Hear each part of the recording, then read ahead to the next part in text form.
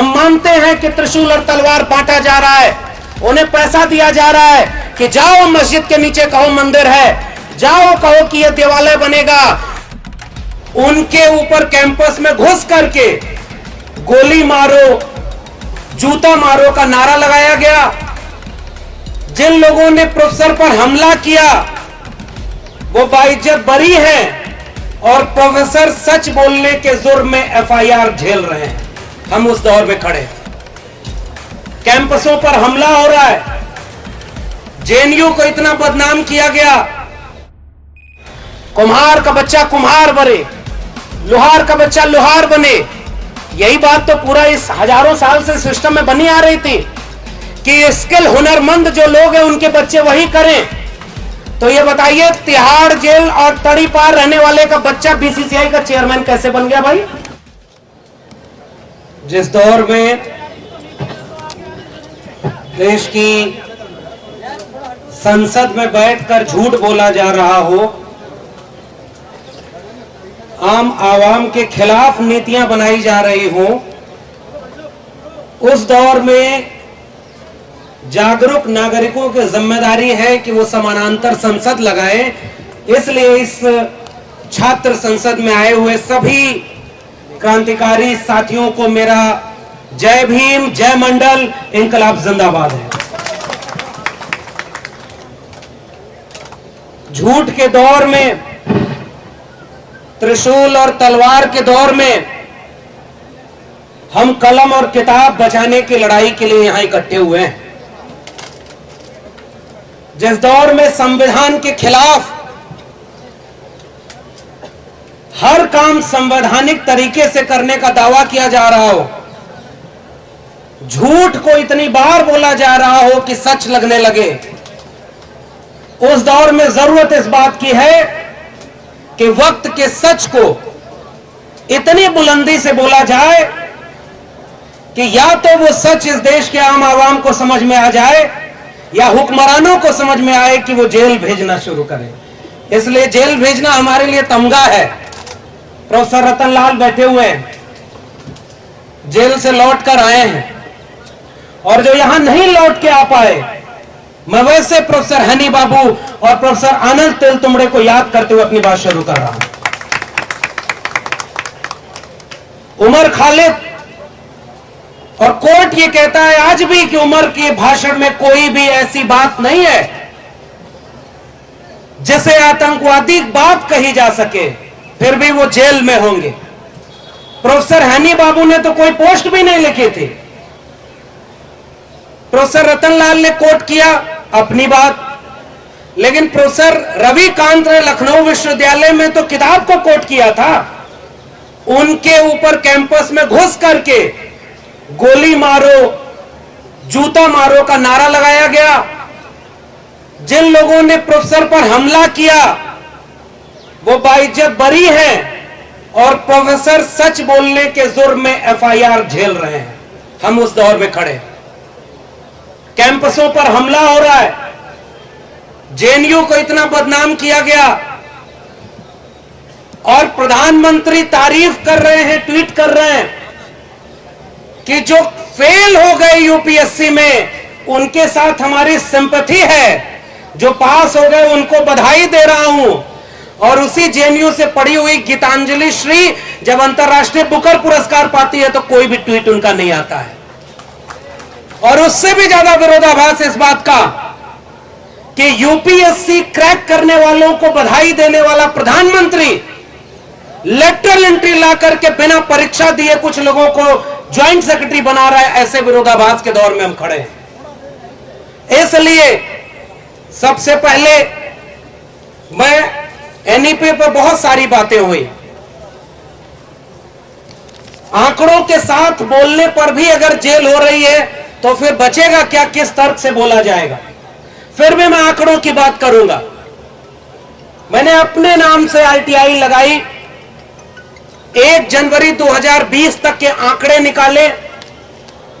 देश भर के 45 केंद्रीय विश्वविद्यालयों में कितने प्रोफेसर हैं, असिस्टेंट, एसोसिएट और प्रोफेसर की रैंक पर कितनी सैंक्शन पोस्ट है, कितनी वैकेंट है। तो मेरे सामने जो आंकड़े आए मैंने उसका कंक्लूजन निकाला।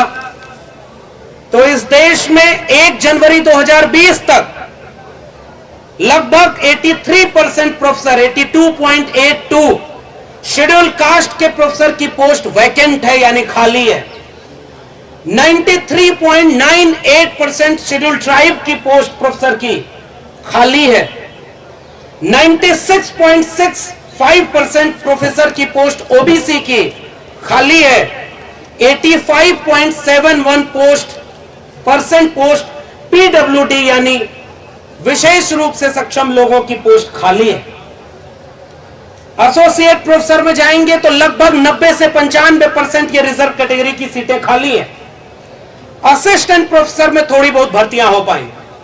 ये आरटीआई हमने लगाई और हम कहां ये मांग करने वाले थे कि जितने खाली पद हैं कम से कम उनको तो भरो जो सैंक्शन पोस्ट होती है, और हर बार के बजट में उनका बजट एलोकेशन होता है।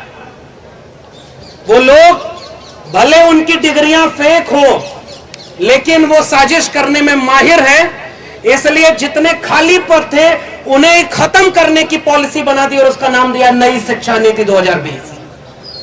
न रहेगा बांस न बजेगी बांसुरी, न बचेंगे ये खाली पद और न आप इन पर नियुक्ति की बात करेंगे। और ये बात मैं बोल रहा हूं, मतलब जो आज भी दिल्ली विश्वविद्यालय में ठेके पर प्रोफेसर हो, एडहॉक टीचर। देश भर के लोग समझते हैं कि दिल्ली विश्वविद्यालय में प्रोफेसर है और मुझे पता है कि जितना बोल रहे हो उसका खामियाजा क्या भुगतना पड़ेगा। जब प्रोफेसर छोड़िए वाइस चांसलर और प्रिंसिपल झंडे वालान से तय हो रहे हो, वो हमारे आप को देख करके, जब कुलपति ही विचारधारा देखकर बनाए जा रहे हैं तो नियुक्तियां किस आधार पर होंगी, इसके बारे में और कुछ कहने की जरूरत नहीं। लेकिन जब हम बात करेंगे भगत सिंह और अंबेडकर की, जब हम बात करेंगे शिक्षा की, जब हम बात करेंगे संविधान की, तो मुझे लगता है इन सब का तकाजा यह है कि बिना डरे इस बात के लिए सच बोला जाए कि आपकी नौकरी रहेगी या जाएगी, आप कल को प्रोफेसर बचेंगे या नहीं बचेंगे। इससे ज्यादा बड़ी बात यह है कि कल को भारत का संविधान बचेगा या नहीं बचेगा। हम तो पढ़ लिख करके यहां तक आ गए, 300 रुपया फीस थी इलाहाबाद विश्वविद्यालय की, 5,000 रुपए में पूरी पीएचडी कर डाले दिल्ली विश्वविद्यालय से, तब जाकर के हम यहां खड़े हो गए और 12 साल से एडहॉक प्रोफेसर, ठेके पर प्रोफेसर बने। मैं जानता हूं कि अगर हम आज ये नहीं बोले तो कल को न तो ये 300 रुपए फीस किसी विश्वविद्यालय की होगी और न हमारे जैसा कोई व्यक्ति गांव के खेत खलिहान से निकलकर मजदूरी और किसानी करने के बाद आकर के किसी विश्वविद्यालय में न तो रिसर्च कर सकता है न प्रोफेसर बन सकता है। इसका दस्तावेज का नाम है नई शिक्षा नीति। इसलिए हमें बोलना पड़ेगा, इस शिक्षा नीति ने क्या तय किया है। न्यू एजुकेशन पॉलिसी नहीं है ये। No education for people, no education for poor, ये इसका नाम है। इसलिए मैं इसको नई शिक्षा नीति नहीं कह रहा हूं। किस बात की शिक्षा? शिक्षा का मतलब क्या? ढेर सारी बातें हैं, पूर्व के वक्ताओं ने बहुत सारी कही हैं। इन्होंने कहा कि हम बोर्ड एग्जाम के दबाव को कम करेंगे, हम ग्रेडेड सिस्टम लाएंगे और स्कूल का जो पूरा पैटर्न था सेकेंडरी, मिडिल, प्रिपरेटरी और फाउंडेशन के नाम पर बदलेंगे। आंगनबाड़ी के लोगों और प्राइमरी स्कूल के शिक्षकों के दबाव को कम करेंगे। मैं जिस उत्तर प्रदेश से आता हूं, वहां उत्तर प्रदेश में आजकल बहुत खुदाई हो रही है। उसी खुदाई से निकली गई चीज को पढ़ने के लिए प्रोफेसर रतनलाल जेल में गए और कोर्ट ने यह कहा कि अरे भाई तय ही नहीं है कि वो है क्या और तुम इसके नाम पर जेल में भेज रहे हो। उस प्रदेश में शिक्षा के हाल यह है कि एक नई पॉलिसी बनाई गई है। एक तो प्राइमरी स्कूल के मास्टर को समय पर सैलरी नहीं दी जाएगी और उत्तर प्रदेश में प्राइमरी स्कूल का मास्टर पढ़ाए न, इस बात को सुनिश्चित करने के लिए इतना काम उसके ऊपर दे दिया गया है।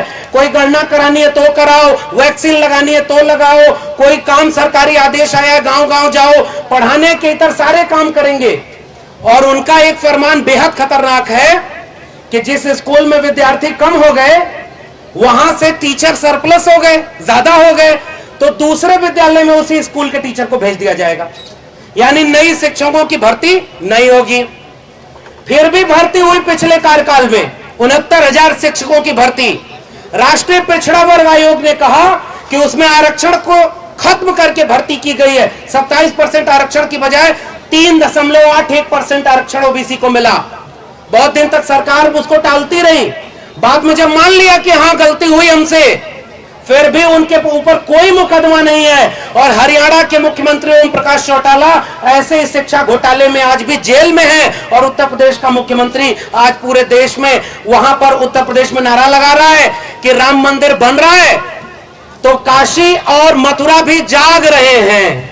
वो उकसा रहा है कि मंदिर और मस्जिद की सियासत चलती रहे। इसलिए मैं ऐसी शिक्षा नीति की आलोचना कर रहा हूं। त्रिभाषा फार्मूला की बात की गई। अरे त्रिभाषा फार्मूला कहां से लागू होगा जब उनके भाषा सीखने की जो पूरी क्राइटेरिया है उसको कम कर दिया, कोडिंग सिस्टम किया, cross curricular activity multi stream पढ़ाई होगी, यानी एक स्ट्रीम नहीं पढ़ने की जरूरत है, आपको कई तरह की कलाकारियां सिखाई जाएंगी। मुझे याद आता है जब पूरी दुनिया कोविड से लड़ रही थी, हमारे देश में 3 कानून लाए गए थे, 3 कृषक सुधार कानून, 3 श्रमिक सुधार कानून और नई शिक्षा नीति। श्रमिकों के ट्रेड यूनियन बर्बाद कर दिए गए, इसलिए वो भी कानून पास हो गया। नई शिक्षा नीति में शिक्षक संगठन और तमाम छात्रों को कमजोर कर दिया गया, इसलिए लड़ाई भी कमजोर है। लेकिन किसान समझ गए कि वो तीनों कानून उनके सुधार के नहीं है, वो उनके फसलों और नस्लों को बेचने वाले कानून है, इसलिए उन्होंने सड़क पर हंगामा किया और तीनों कानून वापस हुए। मुझे लगता है कि नई शिक्षा नीति इसलिए वापस हो जानी चाहिए क्योंकि वो आपके फसलों नस्लों के साथ आपके बच्चों के भविष्य को खत्म करने वाली है। मैं एक आंकड़ा पेश करके, चूंकि वक्त नहीं है, मैं अपनी बात खत्म करूंगा। वो आंकड़ा ये है कि जिस दौर में नए नए स्कूल कॉलेज और डिग्री कॉलेज खोले जाने चाहिए थे, उस दौर में मंदिर और मस्जिद के नाम पर लड़ाई हो रही है, और देखिए कितने स्कूल और कॉलेज बंद हुए हैं। शिक्षा का बजट कम कर दिया गया। जैसे बच्चा पढ़ने जाए, हम लोग इलाहाबाद दिल्ली पढ़ते थे तो घर वालों से कहते थे इतना खर्चा दे दीजिए, खर्चा बढ़ गया है, तो घर वाले उतना खर्चा थोड़ा कम करके देते थे। लेकिन हमारे देश में एक ऐसा प्रधानमंत्री बैठा हुआ है जो कह रहा है कि मल्टीपल डिसिप्लिनरी कोर्स चलाएंगे, मल्टीपल चॉइस का सिस्टम देंगे, आप विदेश तक पढ़ने जाएंगे, आपको चॉइस बेस्ड क्रेडिट सिस्टम है, और पैसा तो कहे पैसा कुछ नहीं है, जितना पैसा है उससे भी कम कर देंगे, इच्छाएं आसमान पर छुएंगी और उन्हें पूरा करने का कोई इंतजाम नहीं होगा। बजट एलोकेशन नहीं किया गया, बजट कम कर दिया गया है, इसीलिए ताकि स्कूल और कॉलेज नहीं खोले जाएं। और वो जो पूरा बोर्ड ऑफ गवर्नर्स का मामला है, एजुकेशन के लिए लोन का सिस्टम है कि लोन लीजिए और पढ़ाई करिए।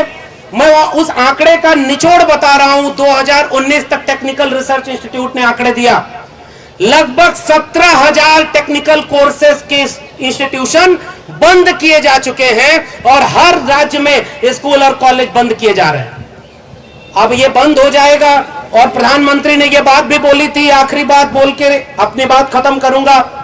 जब इस नई शिक्षा नीति को प्रेस कॉन्फ्रेंस के जरिए कोविड में वो इंप्लीमेंट कर रहे थे, तो उन्होंने प्रेस कॉन्फ्रेंस में बोला हम स्किल डेवलप करना चाहते हैं, कुम्हार का बच्चा कुम्हार बने, लोहार का बच्चा लोहार बने।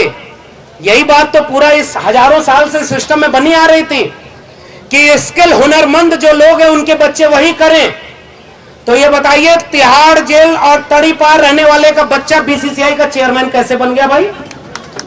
ये भी बात तो हमसे पूछनी होगी। आप अपने बच्चे को बीसीसीआई का चेयरमैन बनाओगे, मध्य प्रदेश का मुख्यमंत्री अपने बच्चे को विदेश की डिग्री दिलवा करके खुलेआम ट्वीट करेगा।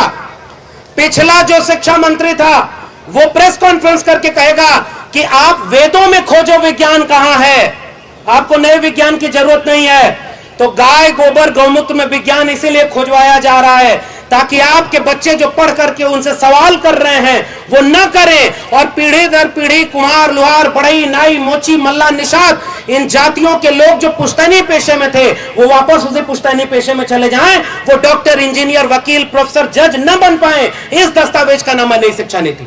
इसलिए हम पुरजोर विरोध करते हैं इस शिक्षा नीति का। हम मानते हैं कि त्रिशूल और तलवार बांटा जा रहा है, उन्हें पैसा दिया जा रहा है कि कि जाओ मस्जिद के नीचे कहो मंदिर है, जाओ कहो कि यह देवालय बनेगा। यानी हम तो कह रहे हैं इस देश में वैसे भी देवालय की कमी नहीं थी, इस देश में कमी थी स्कूल कॉलेज और विश्वविद्यालय की। हर विश्वविद्यालय को बंद करके देवालय बनाने वाले लोग इस नई शिक्षा नीति को लागू कर रहे हैं। हम जानते हैं कि यह बात लोगों को समझाना कठिन है, क्योंकि लोग समझ नहीं पाएंगे, क्योंकि इसका असर 20 साल 30 साल बाद दिखेगा। जब तक आप इसे समझेंगे तब तक आपको बचाने के लिए कुछ बचेगा नहीं।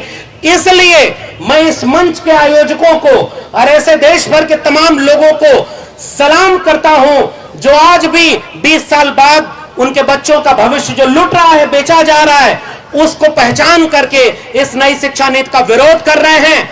हम भारत को, संविधान को बचाने वाले लोग, हम इस देश में बाबा साहब और भगत सिंह के सपनों का भारत, जो शिक्षा की बात करता था, ज्योतिबा फूले के सपनों का भारत, सावित्रीबाई फूले के सपनों का भारत, जिसमें सबको पढ़ने का हक था, उन पढ़ने वाले लोगों की बात को याद करके कह रहे हैं, अगर कलम और किताब हार गई तो आने वाली पीढ़ियां हमें माफ नहीं करेंगी, क्योंकि हमें मौका मिल गया था कलम और किताब पढ़ने का, हम उनके लिए ये मौका नहीं बचा पाए। इसलिए इस नीति का विरोध करना बहुत जरूरी है। जय भीम, जय मंडल, संविधान जिंदाबाद, उल गुलाम जिंदाबाद, इंकलाब जिंदाबाद।